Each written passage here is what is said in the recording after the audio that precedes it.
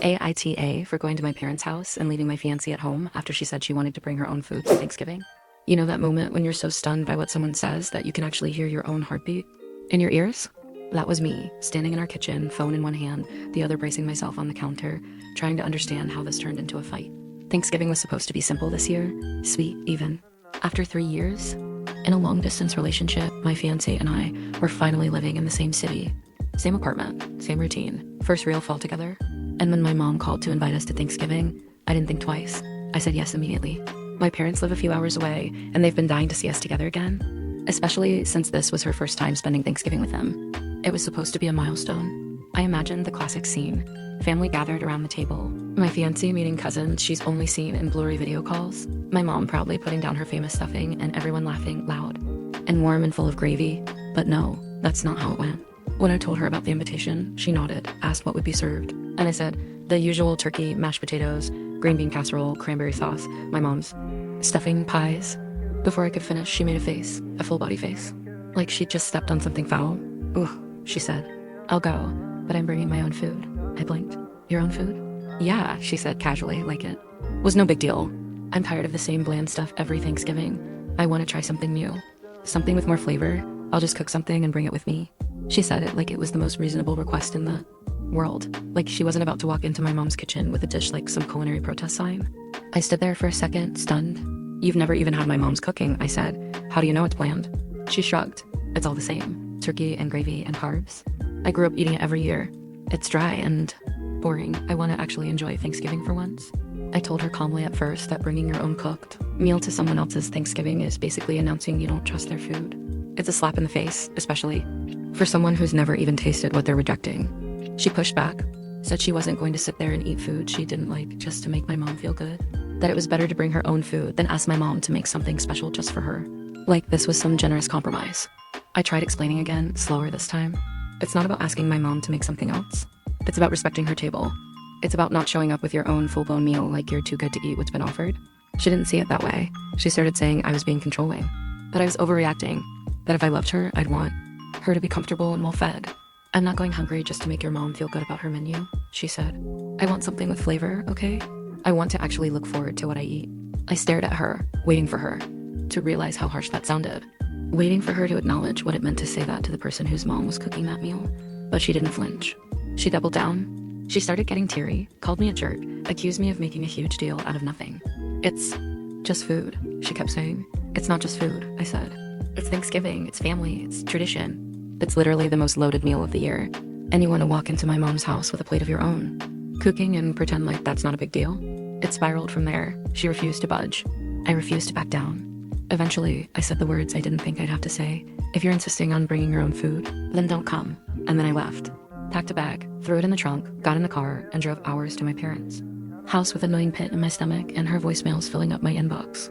She called me selfish, controlling, dramatic, said I was making her feel excluded, said I ruined our first Thanksgiving together. I didn't know what to tell my parents, so I made up a story. Said she got sick last minute. My mom looked disappointed, but didn't press. She just hugged me and kept cooking. That night, surrounded by the smell of turkey and pie, I sat at the table knowing my fiancé was home, alone, crying and furious. And I hated it. I hated every piece of it. I hated that this was what our first together Thanksgiving became. I hated that I was trying to defend my mom and still somehow hurt the person I loved. But I also hated that she didn't see how rude it was to bring an entire alternate meal to a family table she'd never even tried to join. If it had been a side dish, fine. If it had been a dessert to contribute, great. But this wasn't that. This was a rejection. A silent, passive-aggressive statement. And I wasn't going to let that statement be made at my mom's table. Not on her holiday. Not when she was so excited to host us both. Not when she'd spent days preparing the meal, every bite of it coming from love and tradition and effort. Now I'm sitting here in my childhood bedroom, staring at my phone, debating whether to call her or wait for her to cool off. Part of me wants to smooth things over. Part of me wants to drive back and hold her and say it's all just a misunderstanding. But another part of me, the part that stood my ground, can't ignore how much it hurt to watch her dismiss a holiday that means so much to my family. I love her. God, I love her. But I don't know how we got here. And I don't know what happens when I go home. The drive back from my parents' house felt longer than it should have. Not because of the miles, but because of the weight I was bringing with me. I kept thinking about her sitting alone in our apartment, replaying the fight, staring at a plate of whatever meal she cooked for herself, probably cold by now. I thought about her face when I walked out, the way her voice cracked when she said I was being controlling. The way I didn't look back because I knew if I did, I'd cave. That guilt gnawed at me the whole way home. But even through the guilt, I still believed I was right. I'd done what I thought was fair, what I thought was respectful to my mom, to our hosts, to the meaning of the holiday. I wasn't trying to punish my fiancé. I wasn't trying to make a power play. I was just trying to protect something that mattered, something that felt bigger than a menu choice. Still, that logic did little to quiet the ache in my chest. When I walked through the door, the apartment was quiet. Too quiet. No TV, no music, not even the sound of her moving around. Her coat was still hanging by the door, her shoes lined up neatly like she hadn't left at all. I found her curled up on the couch, a blanket around her shoulders, an untouched plate of food on the coffee table, and her face swollen from crying. For a second, neither of us spoke. We just stared at each other, me standing in the doorway, with the weight of 2 days on my shoulders, her curled into herself like she'd shrunk 3 sizes since I left. Then she whispered, "Did you have fun?" I couldn't tell if it was a real question or an accusation. Maybe both. I nodded. Slowly. It was good, but it felt wrong without you. She didn't respond. Just wiped her cheek with the back of her hand and looked away. I sat down beside her. Not close enough to crowd, but close enough to try. "Can we talk?" I asked. "I don't want to fight. I just want to understand." She sighed, her voice raspy from hours of silence. "You didn't even try to understand. You just left." That hit hard. "I was trying to protect my mom," I said. "Protect the day. The tradition. I wasn't trying to hurt you, but you did," she said. "You left me here crying like I wasn't part of your family yet. Like I was an outsider who didn't matter as much as a dinner menu." "It wasn't about the menu," I said. Quickly, it was about the message. You bringing your own food like a full meal, that's not just a preference. That's a statement, a loud one. And you hadn't even tasted what my mom was going to make. It was a statement, she sighed. A statement that I wanted something for myself too. That I wanted a piece of the holiday that actually felt like me. Not just forcing myself to smile through the same traditional crap I've never liked. You talk about tradition like it's sacred, but to me, it's just a reminder of being forced to eat food I hated every year with a family that never cared what I liked. That stopped me. I hadn't thought about it like that. Hadn't seen the act of bringing her own food as a reclaiming of something personal. To me, it had just been about optics, respect, protocol. But to her, it was survival. It was choosing not to pretend anymore. "I didn't know you felt that way," I said. "You didn't ask," she snapped, then immediately looked regretful. "Sorry, I'm just tired." "Me too," I said. We sat in silence for a while, both chewing on the jagged edges of our own hurt. Then I asked, "What were you going to bring?" She hesitated. "Lamb stew with cardamom and cinnamon. My mom used to make it for Eid. It's the only holiday. Food I've ever actually loved." And there it was. The entire heart of the matter, right there in a sentence. It wasn't that she hated Thanksgiving. She just didn't see herself in it. It wasn't her holiday. It was mine. My mom's. My family's. And I was asking her to sit through it without a single thing that made it hers too. That realization felt like getting hit in the chest. "Why didn't you tell me that?" I asked softly. "I didn't think I had to," she said. "I thought if I said I wanted to bring something that made me feel at home, you'd understand." "But you didn't say that," I said. "You said you wanted something with flavor, and that my mom's cooking was bland." That's what I heard. That's what hurt. Her eyes widened. "I didn't mean it like that. I didn't mean to insult your mom. I just meant I didn't want to eat food that felt like obligation. I wanted food that felt like love." We stared at each other, both realizing how much of this mess came from what we didn't say. From what we assumed. From what we let fester instead of digging deeper. I reached over and took her hand. "Next year," I said, "we bring both. Your lamb stew, my mom's stuffing. We make a table that's big enough for both families. Both histories, both kinds of love." She started to cry again, but this time it wasn't the kind of crying that came from being abandoned. It was the kind that comes when someone finally sees you. "I still don't think I was wrong," I said. "But I don't think you were either. I think we both let our baggage speak louder than we should have." She nodded. "I just didn't want to feel invisible again. And I didn't want to feel like my family was being rejected." Another beat of silence. Then she whispered, "I saved you some stew." I smiled. "Is it cold?" "Probably," she said. "But the flavor's still there." I stood, went to the kitchen, and heated it up. We ate it together on the couch, sharing the same plate, each bite softening something that had gotten hard between us. And somewhere between the second spoonful and the last, I realized that love, real love, isn't about avoiding every fight. It's about learning to fight better, to fight fair, to listen harder, to sit in the discomfort long enough to see the other person clearly. The stew was incredible. Spiced, rich, warm in a way that made my ribs ache. And I wished more than anything that I'd let her bring it, that I trusted the table could hold more than one kind of tradition. It's strange how a bowl of food can change everything. Not because of the flavor, although the lamb stew was genuinely incredible rich, slow cooked, layered with warmth, but because of what it meant. It wasn't just nourishment. It was memory, home, culture. It was her way of saying, "This is who I am." And I'd almost asked her to keep that part of herself outside my parents' door. I didn't realize until that night that what she had wanted from Thanksgiving wasn't to reject my family. It was to feel like she could bring her own to the table. Her own traditions, her own flavor, her own story. and I'd made the mistake of assuming that her food was a protest, when really it was a peace offering. After we finished eating, she looked at me and said, "I don't want to fight like this again, not over stuff that matters this much, not over the things that make us who we are." I nodded. "Then let's promise that next time we feel that tension creeping in, we stop and ask, what's this really about?" She gave me a tired smile. Deal, but it wasn't fixed overnight. The words were there, but healing's a process, and both of us had some scar tissue to work through. Over the next few days, there was this careful politeness between us, not cold, but cautious. Like we were trying not to step on each other's feelings while rebuilding the ground beneath us. I could feel her hesitating when she brought up anything family related, and I started catching myself whenever I talked about tradition, checking my tone, wondering if it sounded like a dismissal. We were both walking softer. Then one evening, while we were cooking dinner together, chopping vegetables, elbow to elbow in the kitchen, I asked her, "What were your Thanksgivings like growing up?" She paused, knife midair, then said, loud, uncomfortable, "My mom always tried to force it to feel American, but it never did. None of the food was ours. We'd have this big spread of turkey and gravy, and no one really touched it. It just sat there, cold, while my aunts snuck off to the kitchen to reheat lamb or biryani or stuffed grape leaves. And then we'd eat. In two groups, my mom's attempt at tradition at the table, and my aunt's rebellion in the kitchen. That's what it always was. Pretending at the table, comfort in the margins. I stopped slicing. That visual hit me harder than I expected.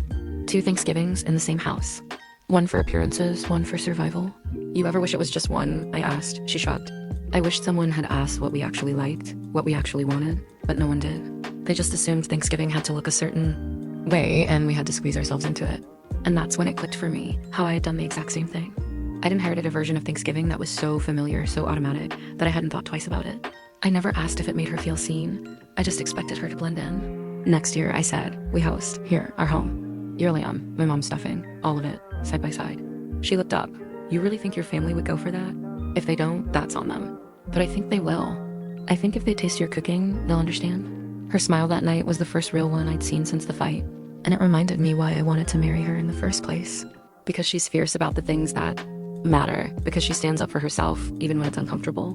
Because she pushes me to see things I wouldn't on my own. A few days later, I called my mom. Told her the truth, not all the messy emotional details, but enough. I said, we'd had a disagreement about food and that I'd handled it badly. I said my fiancé had wanted to bring a dish from her own tradition, and I shut it down too fast. My mom was quiet for a second, then said, I wish you told me. I would have loved to try something new. She's part of a family now. Her food should be on the table too. That sentence alone hit me like a freight train. I had spent so much energy trying to protect my mom's feelings, thinking I was shielding her from offense, that I didn't give her a chance to be welcoming. I didn't trust her to be the woman I know she is: curious, warm, generous. And I realized I'd been managing the conflict like a scared middleman, when what I needed to do was bring people together. After that call, something shifted in me. I stopped seeing the fight as something that happened to us and started seeing it as something we could build from. My fiancé and I started planning little things together again. Sunday dinners, grocery lists, dreaming about what our own holidays would look like, not just Thanksgiving, but all of them. We talked about combining her traditions with mine, about what it would mean to raise kids someday who didn't have to pick between cultures, but could grow up with both simmering on the stove at once. The deeper we got, the clearer it became. This wasn't about food. It never was. It was about inclusion, about belonging, about who gets to sit at the table and feel like the meal was made with them in mind. And it took that awful, tear-filled argument to show us the cracks, but cracks let the light in. I still think about that first Thanksgiving sometimes. The one she missed, the one I thought I was protecting. And I think about how quiet it felt without her there, how the stuffing didn't taste the same, how I kept imagining her seat at the table, empty and glaring. If I could go back, I'd tell her, bring the stew. Bring the spice, bring yourself exactly as you are. Because real family doesn't ask you to leave your flavor at the door. The funny thing is, when you finally get it, when you finally see the other person clearly, it makes all the earlier arguments feel kind of small. Not because they weren't real, but because they were built on misunderstandings that seemed uncheckable at the time. Now, months later, we talk about that Thanksgiving not with anger, but with perspective. It became one of those first big fights couples always warn you about, the kind that leaves a mark that also carves out a deeper understanding. We didn't just survive it, we learned from it, and that's not nothing. The holidays came and went. Winter melted into spring. We got engaged, officially, rings, photos, all of it. My mom called and asked if we wanted to host Easter, and without thinking, I said yes. My fiancé looked at me like I was insane. You want to do another family holiday? She asked, half laughing, half terrified. Absolutely, I said. But this time, it's our menu. We spent weeks planning it. Her lamb stew made the list, of course, but so did my mom's stuffing, even if it wasn't the traditional season. There was homemade hummus, a roasted vegetable dish from my grandmother's side, a spicy green bean salad that reminded her of her childhood. We blended everything, no rules, no pressure to fit anyone's mold. And when everyone arrived, something incredible happened. No one complained. No one raised an eyebrow at the mix. Of flavors, my mom tried everything and asked for seconds. My uncle, that uncle asked for the lamb recipe.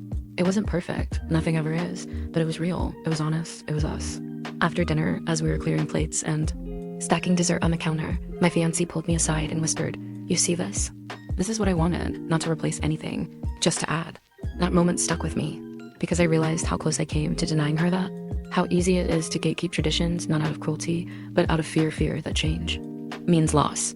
But it doesn't. Sometimes change is just expansion. The table gets bigger, the food gets richer, the story gets more interesting. Looking back, I don't regret standing up for my mom's cooking. I don't regret loving the traditions I grew up with. But I do regret not making space sooner, not asking more questions, not seeing the quiet way she was trying to bring her whole self into a room that didn't quite know her yet. I thought I was defending a holiday, but I was really defending a version of myself that hadn't evolved yet. Now, when we talk about our future, our wedding, our kids, our life, we always come back to food, what it represents, what it says. And I think that's what this fight taught me most. Food is never just food. It's identity, it's memory, it's language. And when you dismiss someone's food, you're not just critiquing a flavor, you're rejecting a part of who they are. That's what she was fighting for, not a better meal. A seat at the table, fully herself. And now, she's there, fully. Every holiday since, she's brought something of her own. Something spiced, something meaningful, something that tells her story. And my family, they've adapted, they've grown. They've started asking questions. They've stopped seeing different as less. And me, I've become the kind of man who doesn't just defend tradition, but redefines it.